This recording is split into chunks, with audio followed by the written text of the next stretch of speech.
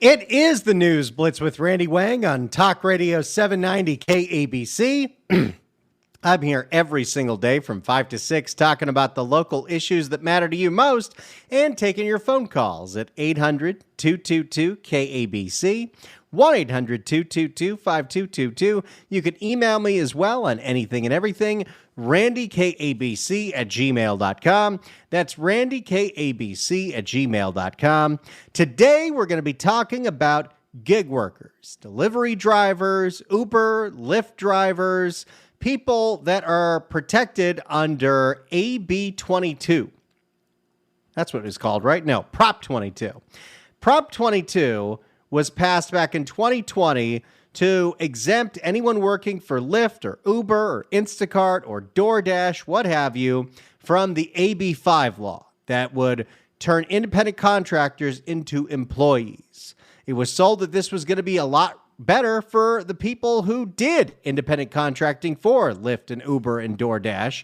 And that issue is currently up before the Supreme Court to challenge if it's actually constitutional. Let's find out what the Supreme Court is deciding here. And I'd love to talk to people in the gig economy because I know we have a lot of Lyft and Uber drivers, Uber Eats drivers, DoorDash drivers, Instacarters that listen to this show, listen to this station. I'd love to hear from you how you feel about this because this ruling will directly affect your bottom line. If you're still supportive of Prop 22, if you think Prop 22 wasn't a good deal, I'd love to hear from you. 800-222-KABC, 1-800-222-5222. I'd love to also just get a general sense from the gig workers out there how you're doing. Are you making as much money as you used to? Is it better than it used to be? Is it worse than it used to be?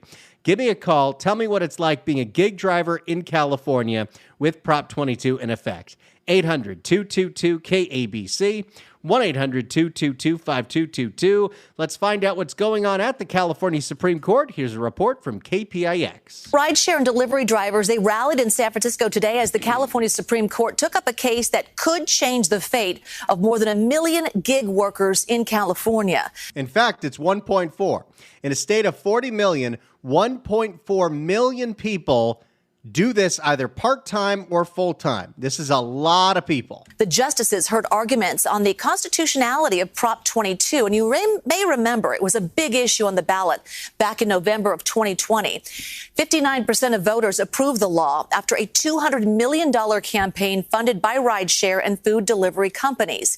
It reclassified app-based drivers as independent contractors rather than employees who would be legally entitled to benefits. Those benefits would be things like workman's comp, like sick pay.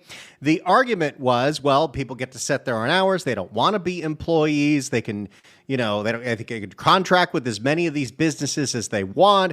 And there are some arguments to that. And one of the protections in Prop 22 was if that were to pass, the people who do rideshare, the people that do the food delivery, will be getting 120% over the minimum wage guaranteed. So There are some benefits to it, but there are some people who, after 4 years, are saying, you know what? I kind of wish I had the sick days. We had a thing called COVID. So one of those benefits is workers' compensation. In 2021, an Alameda County judge said Prop 22 violated the power of the legislature to grant workers comp protections. A state appeals court reversed that ruling last year.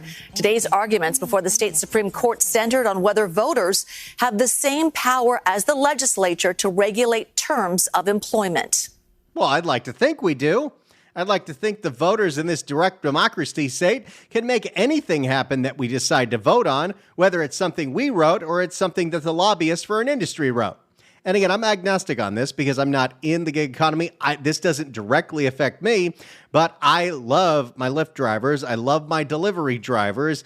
And I want to know if this is still working out for them. Because if it is, I'm supportive. If you think it's not working out for you, then I'm against it. Proposition 22 impermissibly conflicts with Article 14 of the Constitution by preventing the legislature from providing complete workers' compensation protections to about 1 million app-based drivers. So is it my understanding that if there's no workman's comp, if you're an Uber, Lyft driver, and you get into a car accident, you're on your own for those injuries? because I don't like that.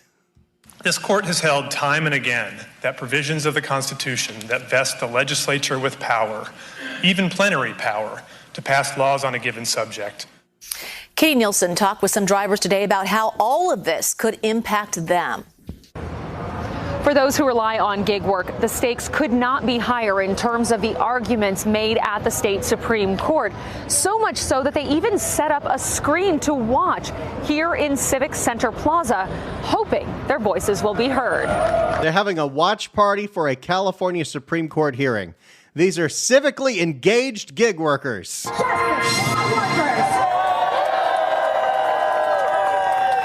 Dozens of rideshare and delivery drivers who are against Prop 22 gathered on the steps of the California Supreme Court ahead of the arguments, including driver Joe Augusto. I drive with both platforms, Uber and Lyft, and they're twins. They behave the same. Price is the same. He started driving full-time. I always thought Lyft was a little cheaper, but maybe that's just my own predisposition. Plus, I have Chase Sapphire, and if you use Lyft, you get 10 times the points, and I'm a sucker for points. He started driving full-time in 2015 and says in the past few years, his income fell dramatically, especially after Prop 22 passed. What Proposition did is give them a safe harbor, basically to do whatever they want. Is they've cut what they pay the drivers about 20 to 30%. At the same time this is going on, passengers are paying considerably more, they're telling me. He says, okay, if that's true, that's very upsetting, because it is absolutely true that these things are costing way more than they used to. Food delivery costs more than they used to. I mean, everything costs more than it used to. But yes, Lyft and Ubers cost a pretty penny. They're 100% worth it. And I always make sure to tip generously because I know how difficult these jobs are, having to put up with people like me in your backseat. But I would like to know that you're still making a good living at it outside of the tips, because not everyone's going to be a generous tipper, unfortunately. He says as a true independent contractor, drivers would be able to set their own rates instead of the companies setting rates for them. What is the flex? I wonder how many Lyft and Uber drivers, once you get done, they're like, hey, here's my number. Let's go off the books next time. You just text me, you Venmo me, I'll be your personal driver. I know that's happened to some people. What is the flexibility when we work more than 12 hours just to make this? UC Berkeley's Labor Center just released a new study on Monday looking at the average income of gig drivers in 5 major U.S. cities, including San Francisco, and found, on average, drivers were paid less than minimum wage after expenses. Okay, that's not cool, because yes, if you're an independent contractor, you are getting your fare, you are getting your tips, but you got to pay for the gas. You got to take your car to the tire shop every time you run over a nail on the 405 freeway. So once you minus all that out, you're making less than minimum wage. That's a problem. The study reported rideshare drivers made an average of $5.97 an hour before tips, while meal delivery drivers made even less, $4.98 an hour before tips. Tip your DoorDashers, please. Tip your Instacarters. Tip them well. They are bringing you your food. They brought you food all through COVID. They brought you a lot of food through COVID. We all got fat. Be generous. It is upsetting to know that for as many insane fees and like everything costs more on DoorDash, that even with all that, the person that's actually bringing me my pho when I'm sick isn't actually making that much money. That is upsetting. I always use an electric bike when I do deliveries. But DoorDash delivery person David Lewis says being an independent contractor allows him to work when he wants, instead of being forced to work a certain schedule, the way he could be if he was a company employee. It allows me the flexibility to be able to pick up a few extra hours on the side. And this is one of the other arguments that you hear, is that it's not supposed to be a full-time job. It's not supposed to be your regular gig. It's supposed to be a side gig when you got some free time or you want out of the house, or you want to make a couple extra bucks. Anyone with a car could do it. There's definitely an argument to that. On the side. Dave says, although there's so much demand, think of how many things get delivered to your house every single day outside of the Amazon and the food. We need these drivers on the side. Dave says his main job right now is working as a pedicab driver, but he's making about $2,000 a month working with DoorDash.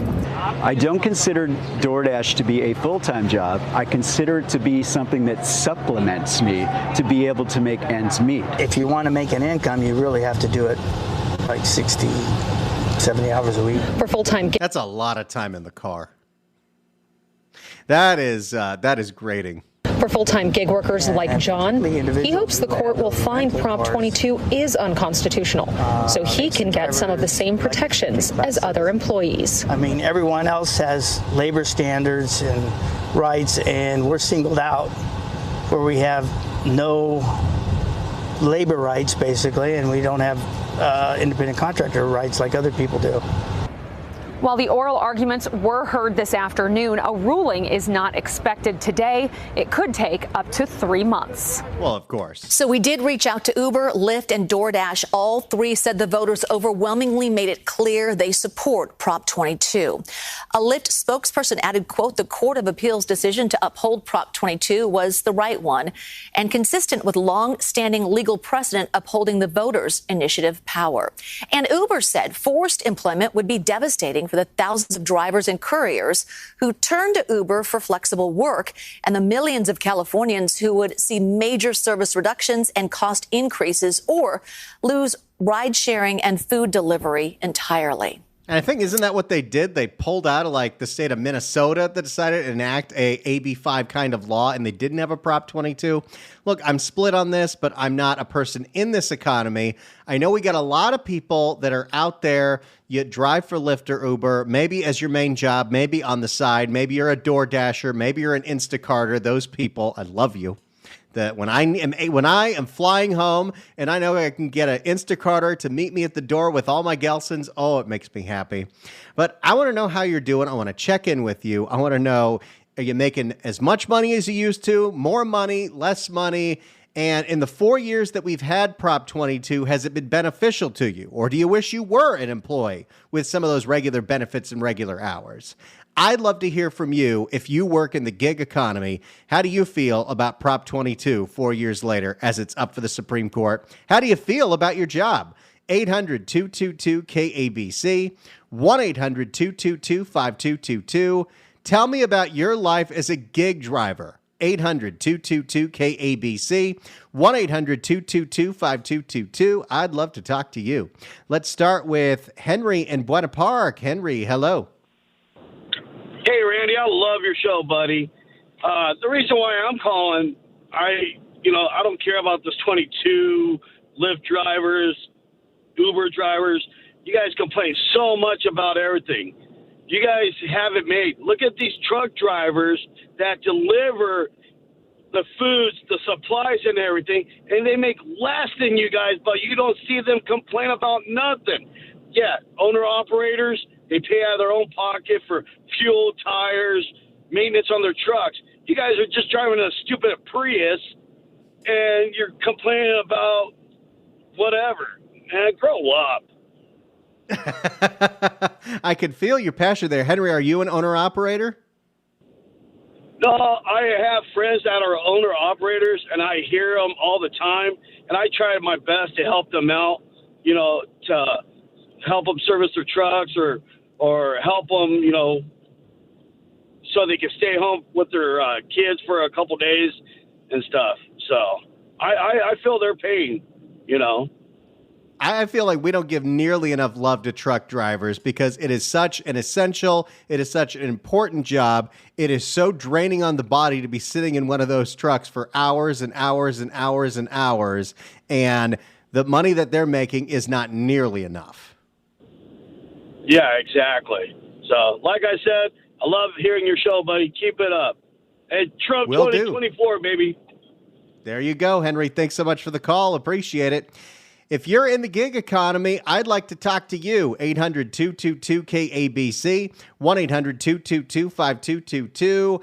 Are you making a good living at this? Is it your full-time job? Is it your part-time, something you do on the side? Do you wish you had protections like workman's comp and sick days? Or are you happy being an independent contractor? I'd love to talk to gig workers. 800-222-KABC, 1-800-222-5222. How do you feel about Prop 22? 800-222-KABC, 1-800-222-5222. Give me a call right now. It's the News Blitz with Randy Wang on Talk Radio 790 KABC. It's the News Blitz with Randy Wang on Talk Radio 790 KABC. We're taking your phone calls at 800-222-KABC, 1-800-222-5222. 4 years ago, voters passed Prop 22, keeping independent contractor protections for Lyft and Uber drivers, DoorDashers, Instacarters. It is currently up before the Supreme Court. I want to check in with people in the gig economy. How's this working out for you? How is your work life right now? Are you making as much money as you used to? More money, less money?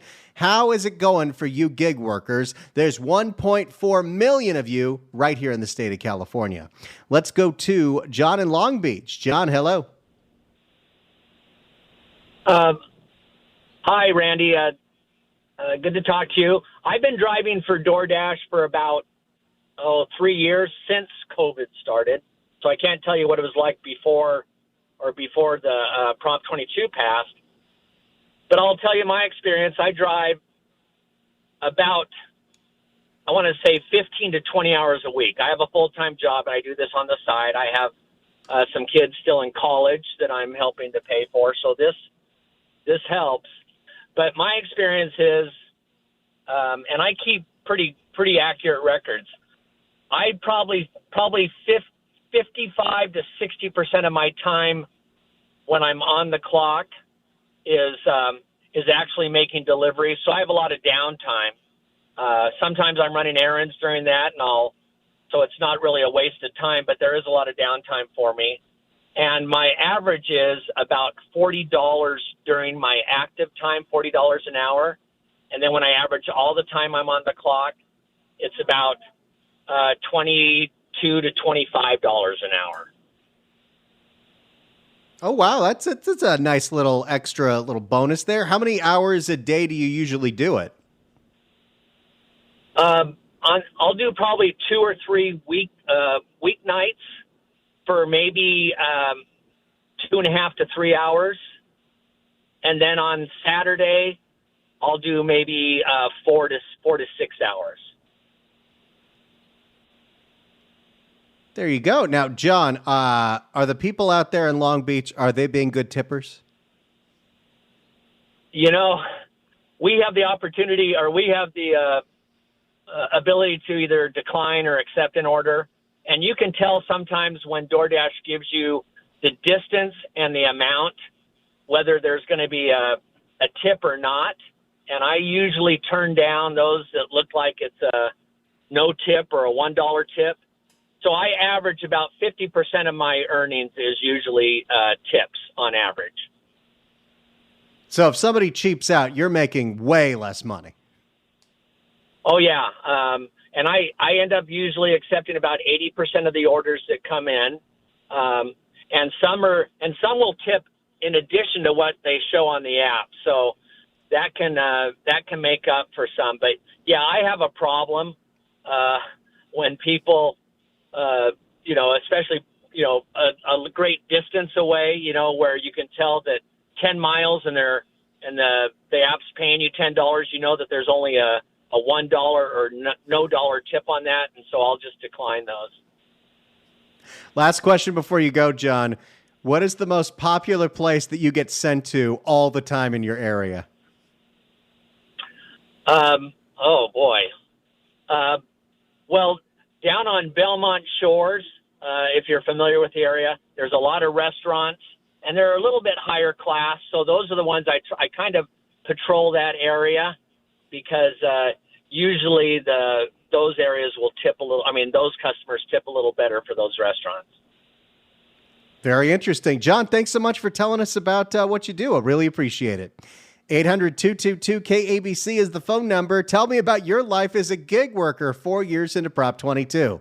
800-222-KABC, 1-800-222-5222. More of your phone calls next on the News Blitz with Randy Wang on KABC. It is the News Blitz with Randy Wang on Talk Radio 790 KABC. We're here every single day from 5 to 6 talking about the local issues that matter to you most and taking your phone calls at 800-222-KABC, 1-800-222-5222. I'm talking to gig workers this hour.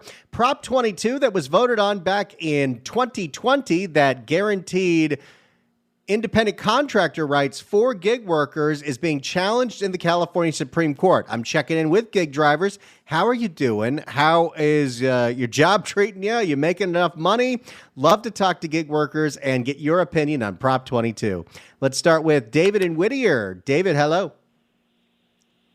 Hey, Randy, I was going to be a gig worker, but because of COVID, because I take care of someone with an immune-compromised system, I couldn't do it. But let me give you all some folks' background as to why they're doing this case against Prop 22. And you connect the dots. It's very easy, but it's profound. You see, the Democrat legislature will do anything to hang on to power, and this is what it's about. You had Elena Gonzalez, who is no longer in the Assembly. Lorena Gonzalez. How do you say her first name? Lorena Gonzalez. Lorena. Yeah, she got in trouble for some scandal, but she's now she's been pushing it against Prop 27. There was a court case, and this may be a part of it. She was rebuked by a judge for being malicious. Okay, in a court case fighting for SB 5 and against, I believe it had something to do with Prop 22, but it's all about them wanting to unionize the gig workers so that, Randy, they can get union dues to put into political action committees to give to Democrats to keep them in office. That's what it's all about. It's nothing but a bunch of malarkey. It's corruption.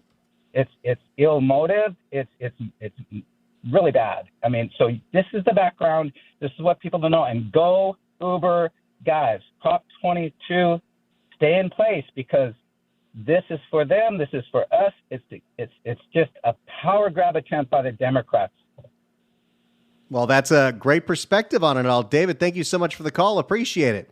Might be the first guy I've ever heard say the word malarkey that's not with the last name of Biden. Let's go to Sarah in Studio City. Sarah, hello. Hi, I love the show. Listen on my way home from school and work. Oh, glad to have you. Thanks. So I also, like the couple callers ago, I started doing gig work over the pandemic, and I still do gig work on a freelance basis, part-time, with Instacart, so delivering groceries. And what I've noticed is dramatic decrease post-pandemic, because certainly when people were home, they wanted the food delivered, and it was mainly left at the door. You take a photo, you leave, easy money, good money. But now when orders come through, the amount that the delivery is paying, it might be $6 or $10. And then because of the new policy, if it does take you longer, say like it's per hour now, so it comes up to the minimum wage. So if you take an order and it takes you, say, an hour versus a half hour, then every Thursday your account updates, and you might have $10, $20, $30 in addition once they even out your account for the week. But I've been very disappointed because the dramatic decrease actually has really affected my bottom line, because over the pandemic, I definitely was making enough, say, to pay the electric bill or to pay a couple phone bills or cell phone bills. So I actually really can barely do it now because I have to find a different kind of side gig part-time job because it just doesn't generate enough money and there aren't enough deliveries. It's really decreased. And I also think that the economy being hit so hard that people have a lot less, say, extra cash to have someone like me deliver. and they're just going to stop on their way home or on the weekend. Now, I have found with Instacart on the weekend, Saturday and Sunday, there's virtually nothing. And I leave my account on all day because I live in a big shopping area, and there's almost nothing that comes through on the weekends because people are shopping for themselves.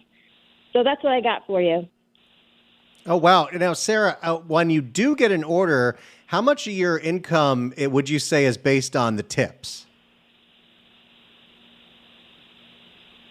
Well, that definitely is already accounted for. So it will say if the delivery is $6, it will say no tip. So for $6, it's not even worth the gas now, to be honest with you. I live across from the gas station, and every day practically the gas is going up. I know they put a bit of freeze on it for the summer months, but, it has to be enough that actually even justifies the delivery. And then it might be recently, no joke, Randy, there have been orders coming through to go here to the Ralph's, let's say at Coldwaters and Ventura Boulevard, get like 1 or 2 items for $10, but drive it 60 miles. So drive away 60 miles and then turn around and drive back 60 miles. Now, I think some people say, well, I drive 60 miles, I make the $10 delivery, and then I'm going to hang out in that area to see if other orders come through in different areas. But to be real with you, I also keep in mind as a female driver, my security. So I know the other driver said he can do it in the evening in respect for him. But for me living in the Valley, Randy, you might know this. A lot of people, they don't have lights on their house. They don't have their address lit up. So in delivering in the evening, especially during the winter months, it gets dark so easy and so fast. There really wasn't, a lot of evening time where I could safely deliver. So that's why I really try to do it. So during the day when I have off, or if I can get orders on a Saturday or Sunday. But the tips are included, and it will tell you if there's a tip. So say like if it's $10, and it'll say $3.50 tip. And then the customer has an hour to 2 hours to either disapprove the tip, to lower the tip, or to approve the tip. And then in 2 hours, you get the tip. So you'll get the $6 up front once the delivery is done, and then you say get the $3.50 tip after 2 hours if the customer doesn't dispute the tip. Does that happen often? I haven't had a customer dispute the tip, gratefully, but there are a lot more orders coming through where you're only getting paid for the delivery and there is no tip. So I would say that's what's new, that there's a 0 tip for the delivery. Oh, see, I find that to be just completely unacceptable. If you don't think you have it in your budget to tip the driver and the person who's doing your Instacart, who's literally your personal shopper, then you shouldn't be using the app, because that is your time, that is your money, that is your life when you got to drive 60 miles for $10 with the groceries at Ralph's. That part I find unacceptable. Yeah, but Randy, people are doing it because there's such desperation. Like I'll see that order come through and I'll say like, oh, it's $13.50, and I'll look and it's like 60 miles and take one item, and I'll stare at it for like 5 minutes like, ugh, man, 60 miles. And within, say, 45 seconds, another driver has taken it. So they're doing it. A lot of people are taking those long drives for a little bit of money. But when you add the gas price, Randy, that's what really got me. When the gas prices went up so high and the pay was so low, it's like I'm losing money trying to make money, but I know I'm not alone. And blessings to everyone out there. Let's keep in it, keep listening to Randy, and together we'll make it through, okay? Thanks, Randy. I love that. Sarah, thank you so much for the call. It was enlightening, and good luck out there. If you are Instacarting in Studio City and you see that your Instacarter is Sarah, you give her a nice tip. The last time I did a major Instacart, we were flying home from Albuquerque, and we were going to land at like 8 o'clock at night, but I still wanted to get my groceries for the week. And our weekly grocery bill is usually between like $300 or $400. And we made sure, because somebody has to, and I believe it was raining that day, somebody's got to, in the rain, go to the grocery store, assemble my crazy grocery order.